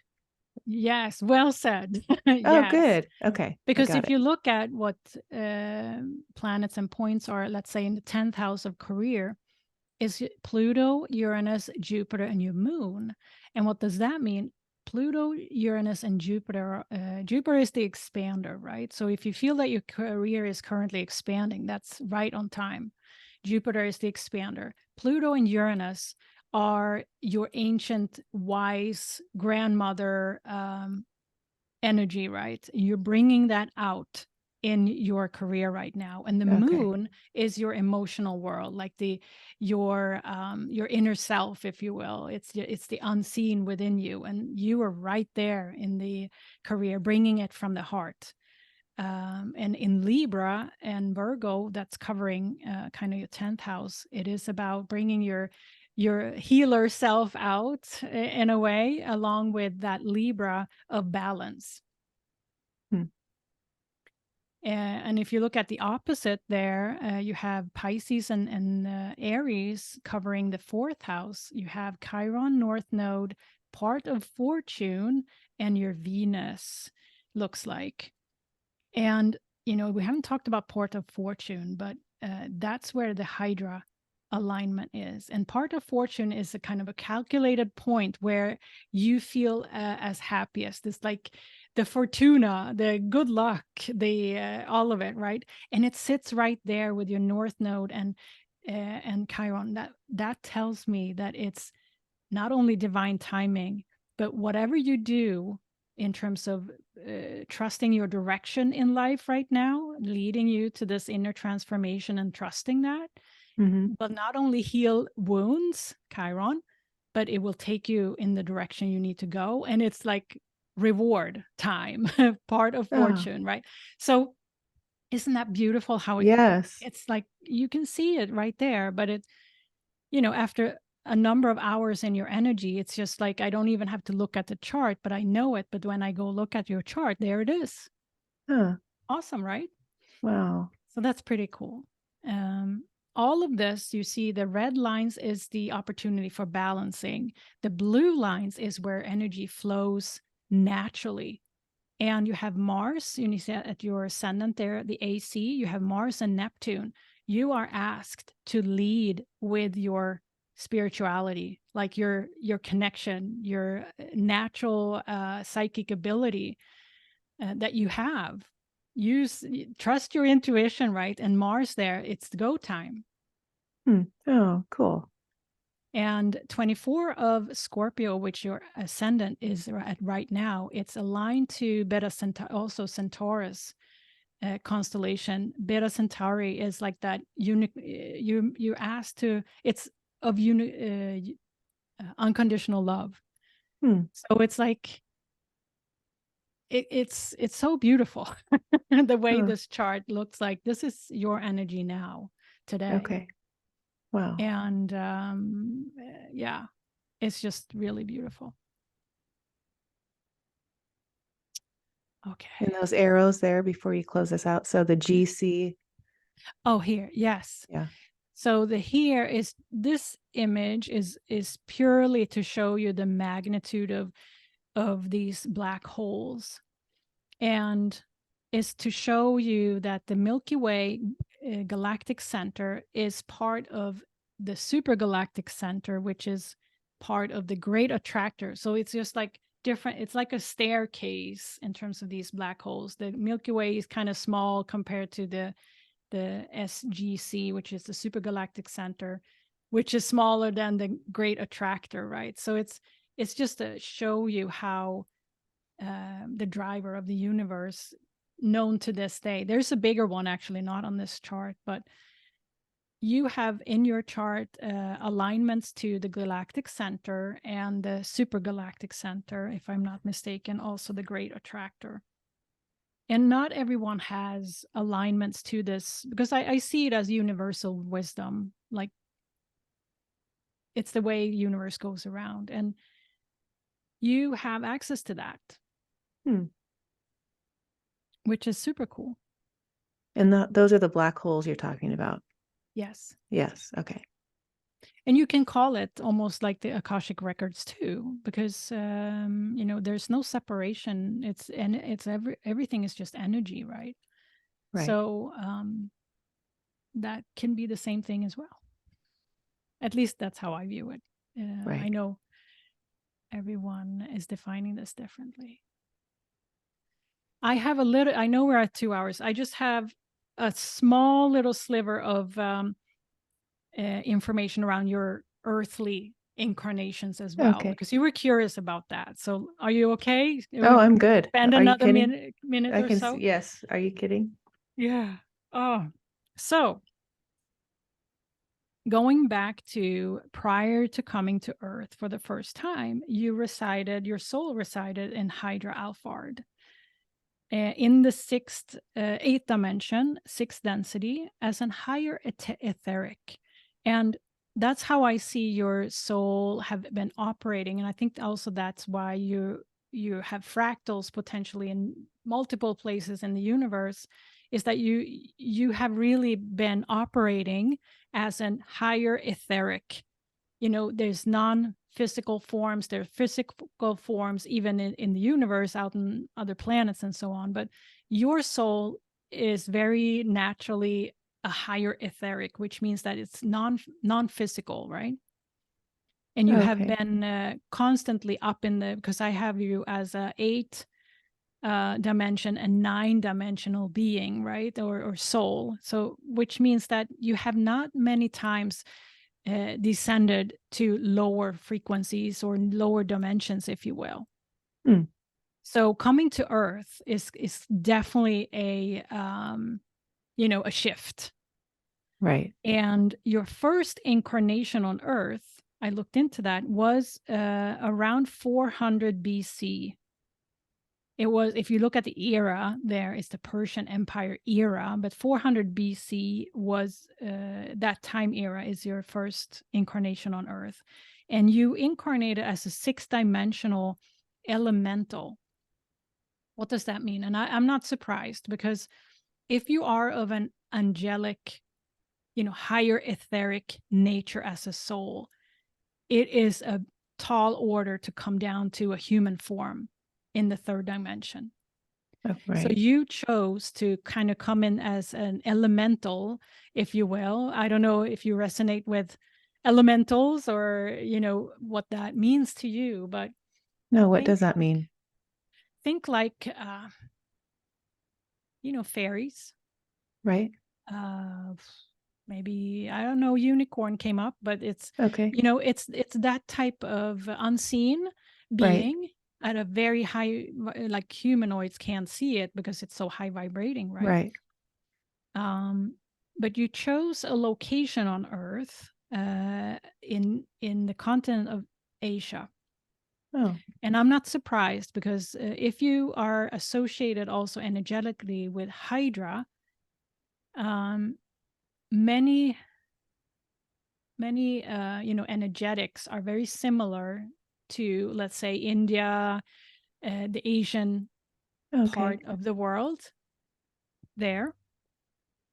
But I also asked, like, how many incarnations did she have as an elemental before she actually descended as a human? And you only had 2 incarnations to adjust to the earthly as an elemental. So it was Okay. like, not, I interpret that as it's more of a mid-step between a soul choosing to become a human or step into a human body versus being an unseen, so to say, elemental at the very, still keeping yourself at the 6th dimension. So that's pretty cool. Hmm. You were working still with the energy, archetypal energy of, the pure energy, innocent kind of pure love, basically, Oh, here on Earth at that time. Now, I kind of went on and asked, like, what's the next important theme for Ashley to know about these earthly incarnations? And directly it took me to, your experience. You have been working with the unfinished business energy from the Orion experience on Earth in the past, not just in this life. And that theme came up. You incarnated quite shortly after the elemental stage, so to say, into a human form. Also, it was in probably between 300 BC. So it was shortly after. It's still Persian Empire. I have this kind of timeline I can douse and see. You incarnated as a human at that time. And this theme is encompassing about 175 incarnations as a human in North America, specifically Canada. Hmm. And I don't know if, because I have this kind of can you show me where? And North America came out and Canada specifically. Interesting. Here you worked with your creative energy, the inspiration, creativity in general was kind of the energy you were learning from in these incarnations. And the purpose of this theme to come through was to show you your inner work that you've done on yourself. Yeah. And, think about it this way. Having been, a grandmother sage energy in Orion, contributing heavily to helping balancing the polarity, and I mean, this is eons ago. You decided as a soul to come to Earth in this first human incarnation, working with this Orion experience some more. Because when we come to Earth, we have the opportunity to actually it's quite an assignment, right? It's coming down from a higher dimension. But the message that came through when I worked with this theme for you, and this is where this theme is about lightening your load after the time of polarity, similar to Orion experience. You had to learn boundaries with regards to your energy, vibration, and psychic abilities, because here you have yourself in human form, not necessarily knowing what to do with these psychic abilities, right? So these lifetimes on Earth have taught you to put boundaries to it in a human form. Yeah, and this was the biggest lesson for you to learn these boundaries. Apparently, from that, you developed an inner clarity within yourself of your abilities, and you are now a master teacher in how to establish inner boundaries, especially with regards to lower vibration to higher abilities. Yes, you lived in a family, or, I asked kind of what role do you have? You were a daughter, so that type of relationship. You spent a lot of time outdoors and by yourself. You felt the heaviness of the third dimension, very open to the higher realms, and you had to establish boundaries, basically. This is what, yeah, here's the thing. The reason this theme is coming up is that the younger people who are coming into Earth now, this is what they have experienced. This is what they experience. How do I put boundaries to my psychic abilities? You have already done that work in previous lives to be able to teach that to the younger generation that are coming to Earth now. Huh. So that's pretty we talked cool. about that, right? Because you knew that I help the kids. I know you work with, yeah. And it's like when I connected with that, it's like, no wonder she's doing what she's doing, right? Oh.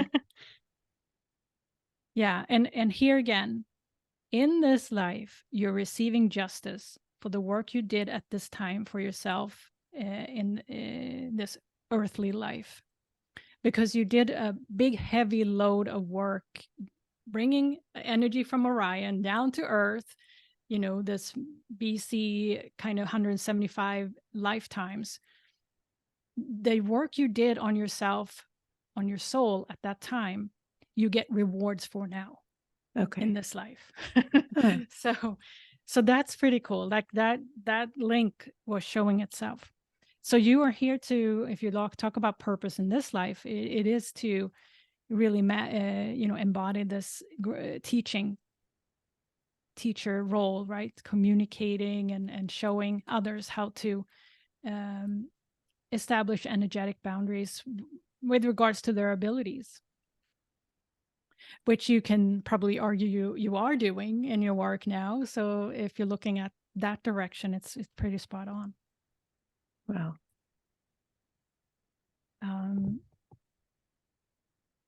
Yeah. The second theme that came out from an earthly perspective was incarnations in the medieval era. And the medieval era is kind of around 475 AD to 1400s. Like, so that's pretty big span. Okay. But I asked specifically, and it came out around 1000 AD, this theme. And this theme is speaking to incarnations, about 260 incarnations. And I have to say that too, that I asked, like, is it important that Ashley knows how many lives she's had on Earth in total? And I got a no. So I didn't push it there. But these themes and the number of incarnations may be just kind of for you to relate to, that it's actually a number of incarnations you've worked with this energy and Right. lessons associated. So this theme has to do with you as the rebel, Oh. breaking rules and being kind of in the forefront. And I have a sense that that's also part of your energy now, to be in the forefront, at the front edge of human evolution. That's why this is coming up. And again, this was an incarnation theme that had to do with the location of Asia. So in some way you had themes that are come up for North America and Asia. I don't know if location is meaning anything to you, but that's something I ask. Now, so you worked with the energy of the rebel, which is kind of, okay, how can I step out of the box in these incarnations? And you can see this in your 12th house, your Chiron and your moon and Uranus. All this, Uranus is definitely that cosmic kind of rebel, and it is in your 12th house. So yeah, here's the message that came through when I worked with this theme. This theme brings up forgiveness of your family who expected you to follow the tradition. When you were imagining your life, you saw a very unsatisfying life. You had to forgive and move on based on your inspiration. What inspired you was your inner world, your immense ability to commune with other realms that inspired you. And I'm talking about, like, this is what you worked with in this theme, so to say, at the time. You had to make a choice to commit to your passions, and what you learned here is, here's the reason this came up. What you learned here in those incarnations is the place you're teaching from now in this life, with support from your guides.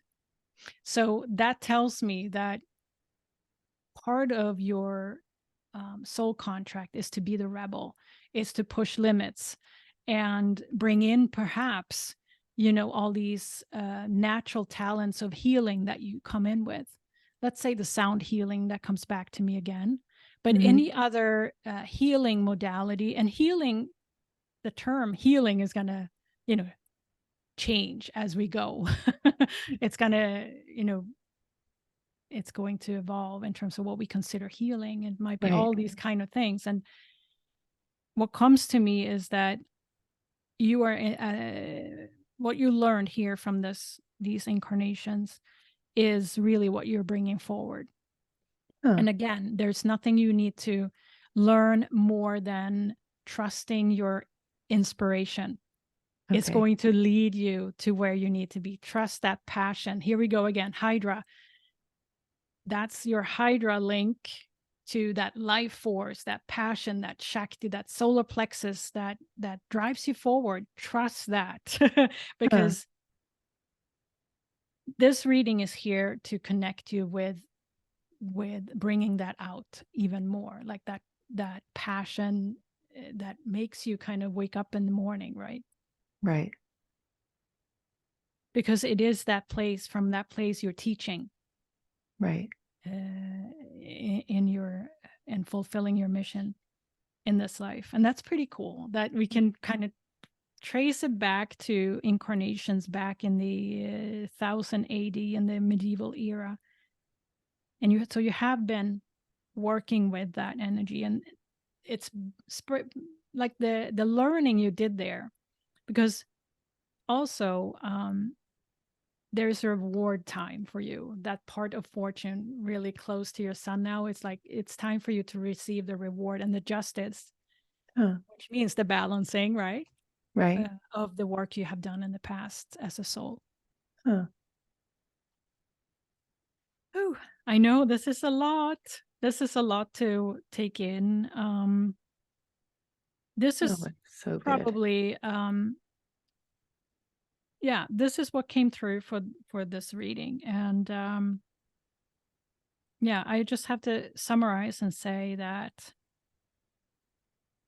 I truly am in awe of the power that I connected with working with your energy. And I think part of this reading today is to open you up to that power so that you can, trusting, connecting with whatever inspires you, whatever you feel from deep inside yourself, that Kundalini Shakti energy. It's like you have worked with that before. You know, if you allow it to come through and lead you, that like you're unstoppable.